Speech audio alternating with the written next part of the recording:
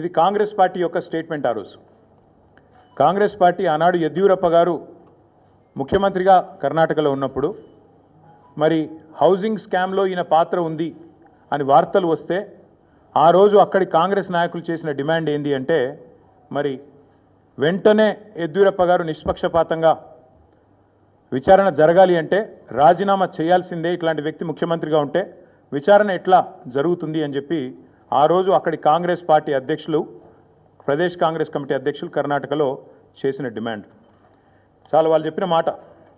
The Karnataka Congress on Thursday demanded that Karnataka Chief Minister B.S. Yediyurappa either resign or be sacked to ensure a fair investigation against him in 2019 corruption case.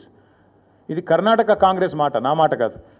ఒక విచారణ ఎదుర్కోవాల్సి వస్తే ముఖ్యమంత్రి గారు either ఈ should resign voluntarily, స్వచ్ఛందంగా తప్పుకోవాలి, లేదా ఆయనను అర్జెంటుగా తొలగిస్తేనే నిష్పక్షపాతమైన ఎంక్వైరీ జరుగుతుంది అనే మాట వారు చెప్పిన మాట.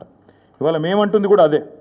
4 కోట్ల ప్రజల ముందు ఇవాళ ఆ ప్రజలకు నాయకత్వం వహించే నాయకుడిగా అక్కడ కూర్చున్న వ్యక్తికి తప్పకుండా నిజాయితీ ఉంటే, నైతికత ఉంటే వెంటనే అయితే రేవంత్ రెడ్డి గారు స్వచ్ఛందంగా తప్పుకోవాలి, లేదా కాంగ్రెస్ పార్టీ పెద్దలు స్పందించి తప్పకుండా వెంటనే వారిని రాజీనామా చేయించి నిష్పక్షపాతంగా విచారణ జరగడానికి సహకరించాలని మేము కూడా డిమాండ్ చేస్తూ ఉన్నాం.